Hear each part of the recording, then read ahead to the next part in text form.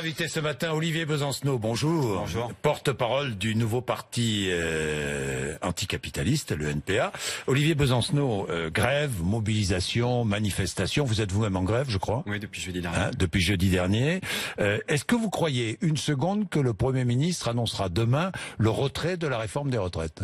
Ce sera une grande surprise. Non, parce que visiblement c'est pas la stratégie qui est en cours. La stratégie, elle consiste à jouer la montre, à jouer l'usure, à parier finalement sur l'épuisement de la mobilisation. Ça nous fait perdre beaucoup de temps à tous et toutes, pas simplement à ceux qui sont mobilisés, qui font grève ou qui manifestent, mais aussi à l'ensemble de la population.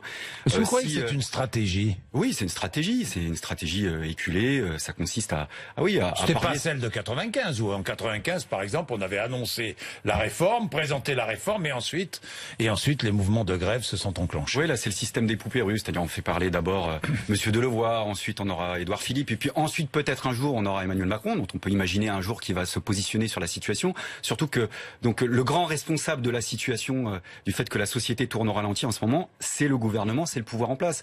D'autant plus qu'on peut pas dire qu'ils étaient pas au courant. Hein. Quand même, on se souvient que dès début septembre, il y a une grève de la RATP qui avait pris un peu tout le monde de court et qui avait planté dans le décor cette journée de grève reconductible du 5, qui a commencé jeudi dernier, sur laquelle se sont greffés différents secteurs. Donc ça faisait des semaines et des semaines où le gouvernement pouvait s'exprimer, consulter les partenaires sociaux, entre guillemets, et annoncer le résultat de ses conclusions. Et donc demain, nous aurons le cadrage. Nous aurons la réforme. Voilà. Que nous ne connaissons pas. Bien entendu. Encore. Non, la réforme par points. Oui, je sais. Alors ça, c'est l'autre thèse du gouvernement. Vrai ou pas? Écoutez, sauf à croire qu'on se mobilise contre une rumeur et un oui-dire depuis plusieurs jours maintenant, et à imaginer que jeudi dernier, il y a eu plus d'1 million de paranoïaques qui sont descendus dans la rue en imaginant qu'on allait toucher à la question des retraites, on peut peut-être se dire quand même que les grandes lignes de cette contre-réforme, on les a. Il s'agit d'une double... ça sera la double peine. La double peine, c'est-à-dire qu'on va rendre un peu plus inaccessible la possibilité de partir à la retraite à taux plein. Pourquoi ? Parce que on rajoute des problèmes financiers qui n'étaient pas présents dans le programme d'Emmanuel Macron, et qui consiste à dire qu'on parle de... Alors, évidemment, on touche pas à l'âge légal du départ à la retraite, qui reste 62 ans. Oui. On a trouvé un grand terme de communication qui s'appelle l'âge pivot. L'âge pivot, ça veut dire que vous pourrez partir toujours à 62 ans, mais comment? Pour l'instant, on ne sait pas. Mais pas si l'âge pivot sera... on ne sait pas. Ce sera soit l'augmentation des annuités. Je voudrais qu'on regarde ce qu'on sait aujourd'hui, ce qu'on ne sait pas d'ailleurs. Ce qu'on sait, maintien de l'âge légal de départ à 62 ans. Ça, on est d'accord. Ce que ça veut dire, départ anticipé pour les carrières longues, c'est maintenu. Ça, c'est bien que ce soit maintenu. Non? Je ne sais pas si vous avez le détail. Mais non, vous avez le détail avant l'heure. C'est ce qu'on sait pour l'instant. C'est ce qu'on sait. Si vous avez les informations avant mercredi, on va gagner du temps. Départ anticipé pour les métiers régaliens. Ça, on le sait. La police, la gendarmerie, les surveillants, on le sait. Ça a été annoncé ici même par le ministre de l'Intérieur. Garantie dans la loi que la valeur du point ne peut baisser, quelle que soit la conjoncture économique. Pension minimum à 85% de la valeur du SMIC pour une carrière complète, pas moins de 1 000 €. Ça, on le sait aussi. Ça a été annoncé, ça a été dit. Prise en compte pour les fonctionnaires de la pénibilité et des primes. Pour les fonctionnaires, c'est nouveau. Vous n'avez pas de prise en compte de la pénibilité à la Poste. Bon, alors... C'est vrai ou faux? Non, mais si c'est vrai dans un sens, c'est vrai dans tous les sens. C'est-à-dire soit on sait, soit on sait tout, soit on ne sait rien. Ce qu'on sait aussi. Alors, si vous ne savez rien, pourquoi la grève? Non, mais on sait pourquoi on se mobilise et on perd de l'argent quand on est en grève, donc on n'est pas en grève pour rien et jamais par plaisir. Jamais par plaisir. Et c'est pour ça que je dis que le grand responsable est le gouvernement. Ce qu'on sait, c'est que soit par l'âge pivot, soit parce que ça aussi, ça a été dit, l'augmentation des annuités de cotisation, on vous incitera à partir plus tard. C'est-à-dire vous pensez que demain, le Premier ministre va annoncer les cotisations vont augmenter. Je ne sais pas ce qu'il va dire. Je sais ce qui a été dit jusqu'à présent. Parce que je suis pas sourd et je suis pas aveugle. Et j'entends ce qui est dit ici ou là. Et que donc, la possibilité de partir à taux plein, ça sera une perspective qui va de plus en plus s'éloigner. Et la réalité, c'est qu'aujourd'hui, les plus de 60 ans... plus longtemps. Non, pas forcément. Précisément, non. Dans les faits, même quand l'âge de départ à la retraite a été emmené à 62 ans, encore aujourd'hui, les plus de 60 ans en majorité ne travaillent pas, soit du fait du chômage, soit des arrêts de longue maladie. La réalité, c'est que vous pourrez toujours partir avant 64, avant 62 ans, même avant 60 ans. Jean-Jacques Bourdin dans des entreprises comme La Poste que je connais bien, il y a 10 à 15 000 départs en TPAS chaque année, c'est-à-dire départs en pré-retraite. C'est-à-dire qu'aujourd'hui, dans la plupart des grandes entreprises, publiques comme privées, et ça aussi c'est un point commun, vous êtes plus jugé productif ou rentable dès l'âge de 55 ans et on vous propose la sortie. C'est le travail la des réalité, seniors. Le fond du problème, c'est le travail c'est l'emploi des seniors. C'est l'emploi des seniors, c'est l'emploi des jeunes, c'est de mettre plutôt des jeunes au travail plutôt que de demander à travailler plus longtemps. Et l'autre réalité, du coup, et c'est pour ça que je vous dis que c'est la double peine, c'est que du coup, vous pourrez toujours partir à la retraite à peu près au même âge, mais avec une retraite de merde, une retraite de misère. Et par voie de fait, vous serez obligé de plus en plus de faire appel aux retraites complémentaires, c'est-à-dire à ce marché juteux qu'attendent des assureurs. Pourquoi la double peine? Parce qu'en plus de ça, je termine juste là-dessus, le système par points va comptabiliser, c'est pour ça que ça ne concerne pas que les régimes spéciaux, que la fonction publique, mais tous les salariés de ce pays et toute la population, sera comptabilisé sur l'entièreté de la carrière professionnelle et plus simplement sur les meilleures années, ce qui inclut les périodes de bas salaire, voire de chômage. Et il n'y a pas besoin d'avoir fait l'ENA pour comprendre qu'à partir de là, mécaniquement, en proportion, vous gagnerez moins qu'aujourd'hui. Les régimes complémentaires, ça fonctionne bien pourtant.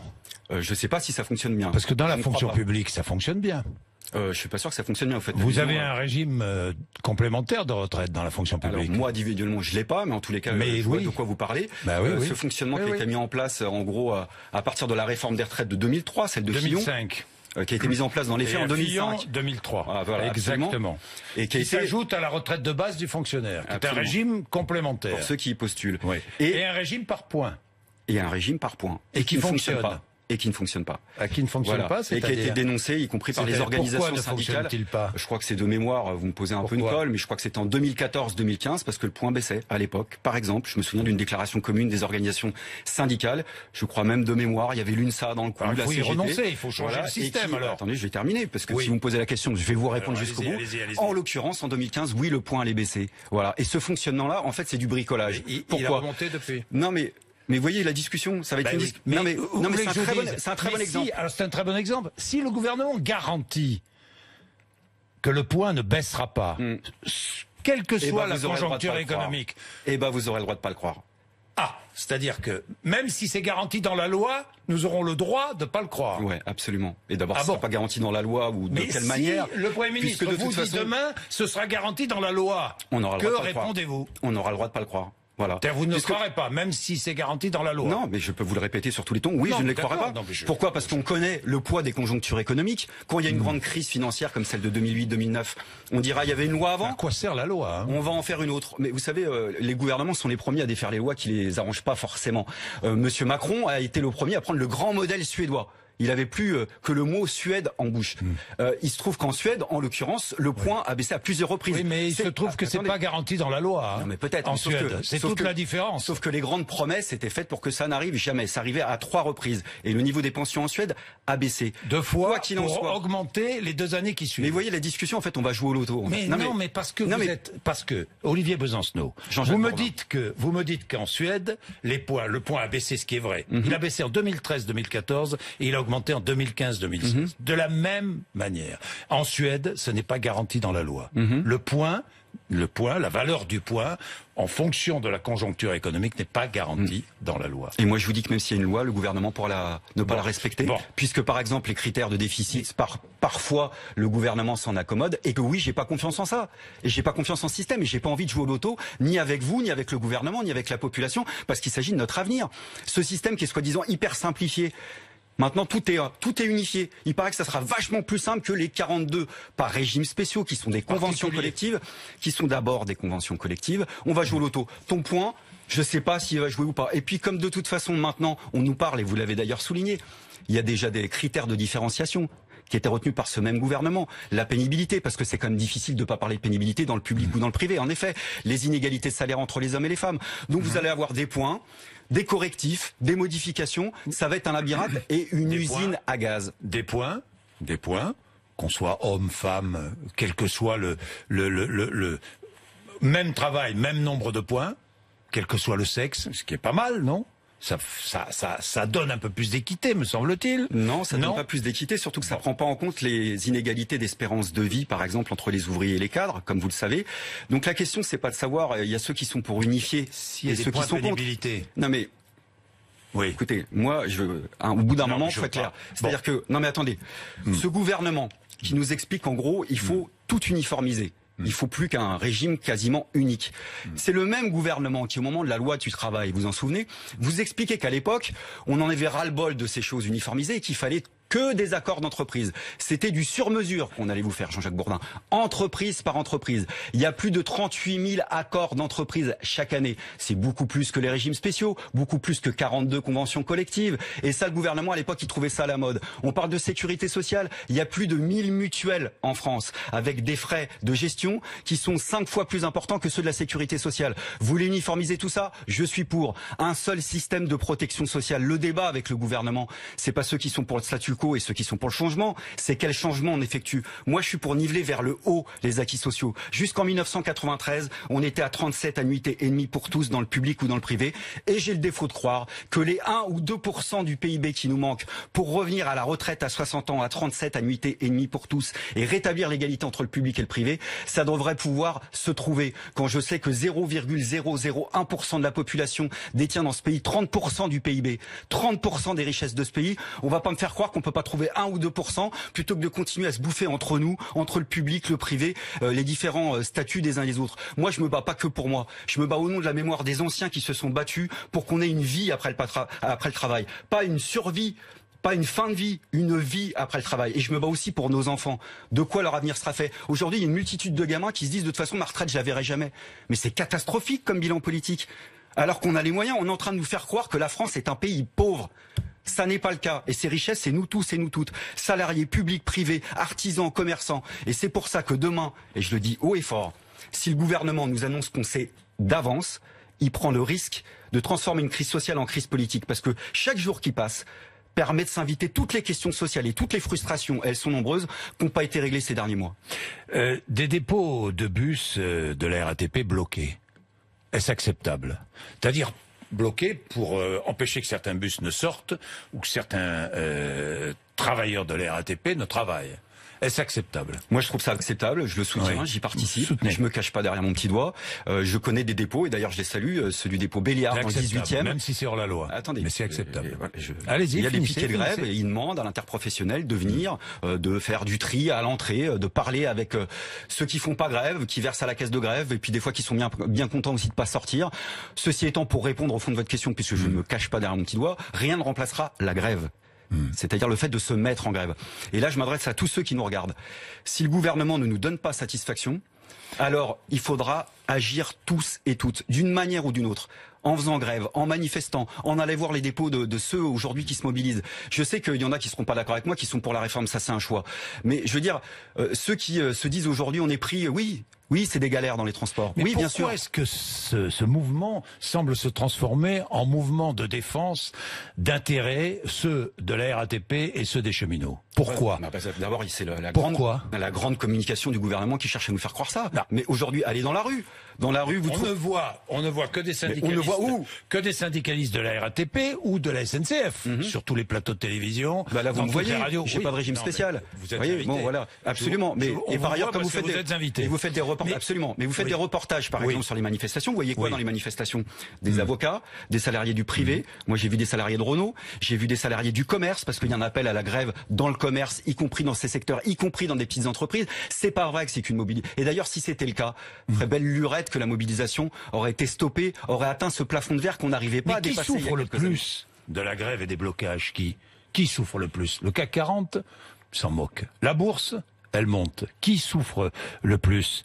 La vente en ligne? La vente en ligne? Ouais. Alors là, mais Amazon se régale en ce moment, Olivier Besancenot. Moi, non, vous n'êtes pas d'accord. Je serais plus prudent. D'accord. Bon. Mais moi, je suis comme vous. Je suis pas Madame Irma. Je lis pas dans le mar de café.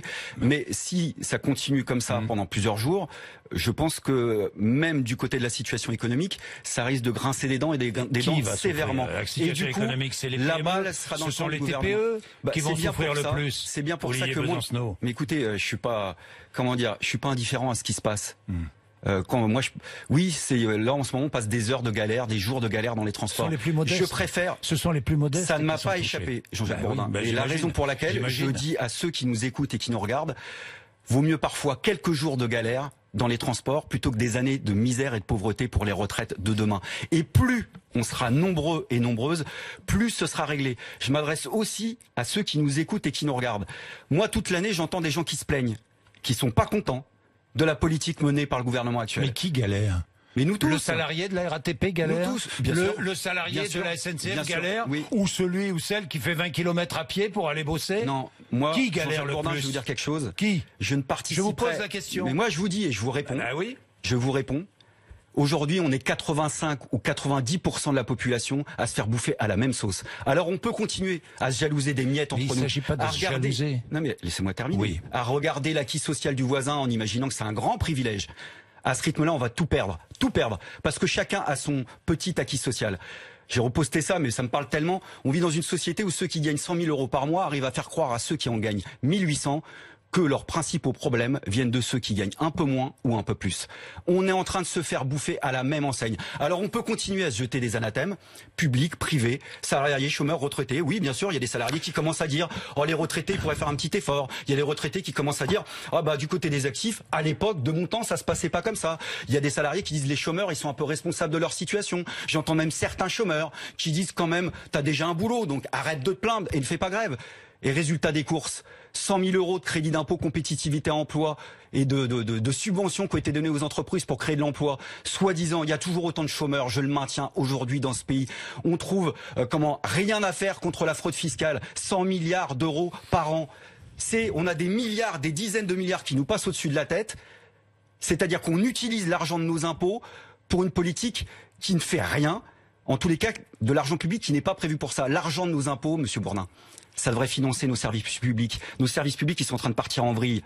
Le service public hospitalier, il est en train de disparaître sous nos yeux. Aujourd'hui, il y a eu 100 000 fermetures de lits. 100 000 fermetures de lits en 20 ans. Un lit sur 5. Alors que tout le monde s'accorde pour dire que la fréquentation dans les urgences, elle a explosé. En gériatrie, on est en train, en gériatrie, alors qu'on nous explique même sur la question des retraites qu'on n'en finit pas de vieillir, en gériatrie, on va fermer des nombres de lits d'hôpitaux. Donc moi, je dis l'argent public, ça doit aller pour les services publics. Et derrière tout ça, c'est pour ça que vous avez raison de dire qu'il y a quelque chose de plus profond finalement. C'est que la retraite, c'est la petite goutte d'eau qui fait déborder le vase. Monsieur Macron ne supporte pas les dernières poches de solidarité qui restent dans cette société. Et pas simplement parce que c'est viscéral. Pourquoi? Parce que ces poches de solidarité, qu'on parle des retraites, de l'assurance chômage ou qu'on parle des services publics, échappent à la logique de la rentabilité. Le budget de la protection sociale, monsieur Jean-Jacques Bourdin, c'est plus important encore que le budget de l'État. Il est supérieur d'un tiers. Et d'un point de vue capitalistique, je vais me mettre à leur place 30 secondes, ça va vous faire bizarre, mais ça les rend malades parce que c'est de l'argent qui dort. Et c'est pour ça que ça fait des années et des années qu'ils cherchent à mettre le grappin dessus. Ce qui se trame derrière tout ça, c'est la possibilité pour les assureurs de mettre la main mise sur le marché des retraites. C'est ça qu'ils attendent. Olivier Besancenot, je termine avec, je change de sujet, avec Jean-Luc Mélenchon condamné à 3 mois de prison avec sursis, amende de 8 000 euros. Vous êtes le seul à l'avoir soutenu. Jugement politique, vraiment? Le seul, parce que j'ai même vu Julien Bayou, le nouveau patron des Verts, dit « Je me réjouis que notre pays soit capable de juger ses responsables politiques ». Je suis vraiment surpris d'être le seul. Vous me l'apprenez, sérieusement, oui. sans bluffer. Je Oui, suis surpris. à part la France Insoumise. Bah écoutez, moi je suis pas d'accord surtout avec Jean-Luc Mélenchon, mais la France Insoumise... Mais c'est un jugement politique. C'est un Je jugement pense qu'il y a beaucoup de politique. politique dans ce jugement. Écoutez, on parle de sursis pour ces mots. Il a le sang chaud, il est bouillant. Est-ce que les responsables politiques Jean-Luc sont Mélenchon, au-dessus quand des vous lois? Est-ce que les responsables J'ai politiques... jamais dit ça. Jamais dit ça. Mais bon, il a le sang chaud, vous le connaissez. Quand vous l'invitez ici, voilà. Mais pour ça, on met du sursis. Pour ça, on met du sursis. Franchement, faut être sérieux. Faut être sérieux. Donc moi, oui, au-delà des désaccords, il a tout mon soutien, toute ma solidarité, mon amitié. Et j'espère qu'on va se retrouver dans la rue et que d'ailleurs, ensemble, on aidera ce dont on a besoin. C'est-à-dire que si demain le gouvernement n'annonce que ce qu'on attend à ce qu'il s'apprête à annoncer, il faudra généraliser le mouvement. Saturer la société de telle manière par le nombre qu'on arrive à régler le problème en quelques jours. Et plus on sera nombreux, et plus on pourra déplacer des montagnes, et plus vite on aura gagné et on pourra se regarder un peu différemment. Et je crois que ça, c'est important.